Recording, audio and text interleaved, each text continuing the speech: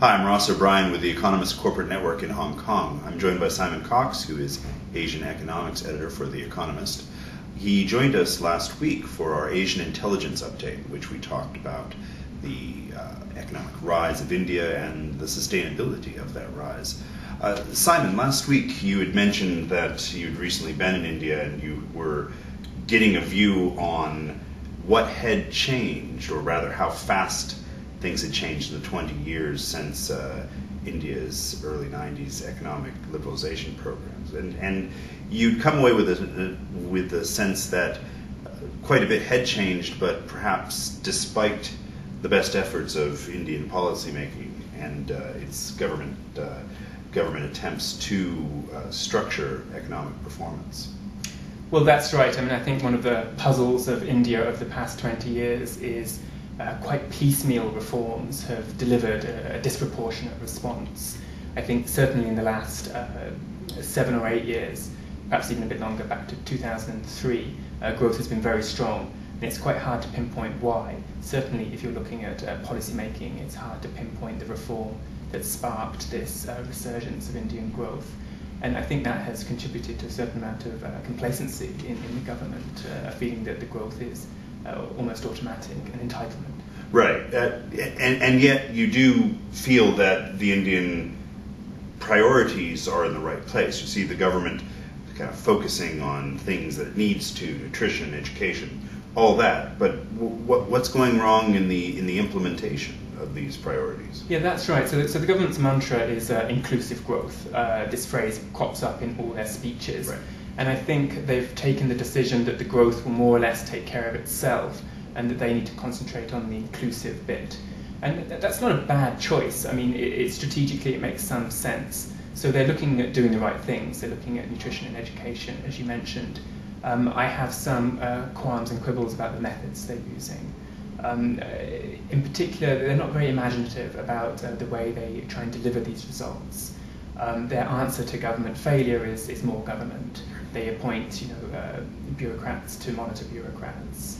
At the speech of the Asian Intelligence Update I mentioned, it's a bit like trying to deal with the traffic jam by sending in lots of police cars. Right, but also at the meeting you'd given the impression that some states, if you like, are performing better than others, specifically because they are perhaps sending less cops to the traffic jam or sending the right types of cops. Is there a great deal of regional variance that's going on that's perhaps creating more opportunity in some Indian states and not others? Well, it's been the case for many decades that some Indian states have performed much better than others.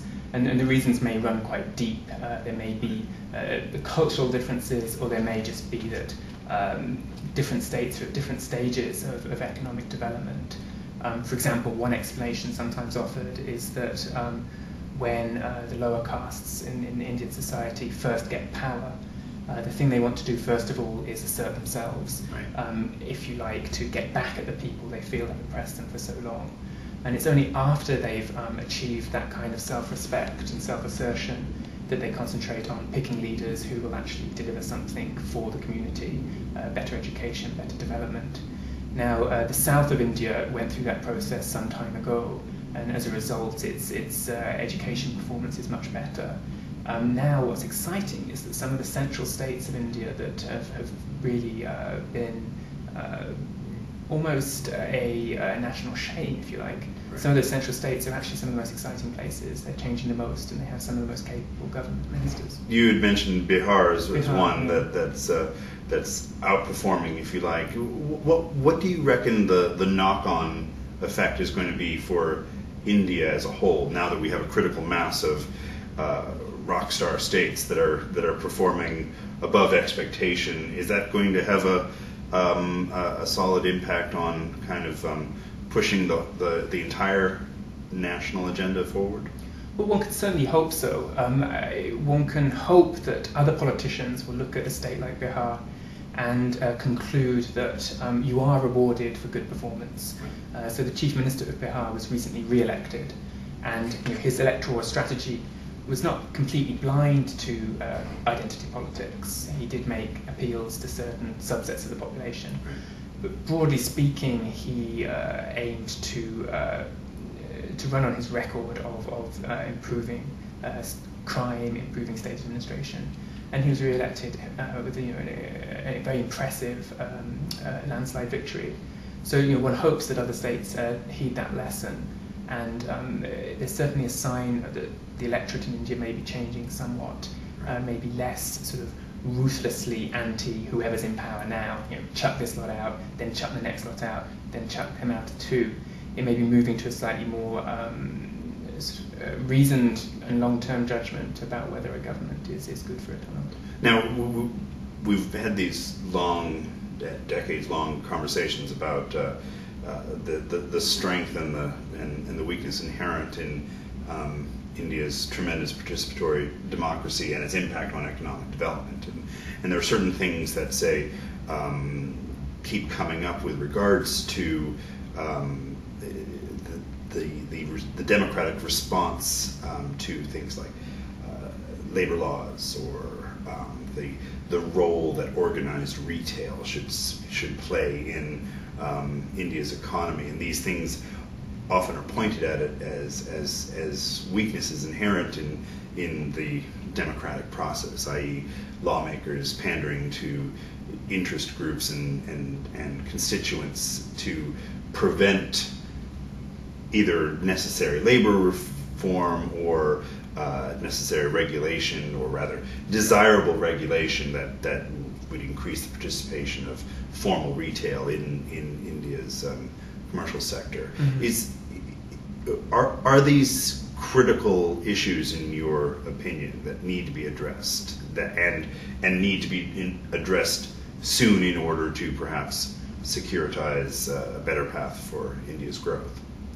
Yes, I mean, I think labour reform is more important than opening up retail to foreign investment. India has this peculiar law where they allow foreigners to set up single brand shops, but not supermarkets. Right. And that clearly is a bad law and should change, but I don't think it's essential to the future prosperity of India. Labour reforms are possibly more profound.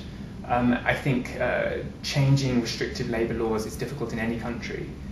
You tend to have a well-protected group of insiders who benefit from these privileges, who will defend them very vigorously. And actually they'll do so whether it's a democracy or a dictatorship. They will mobilise it on behalf of their interests.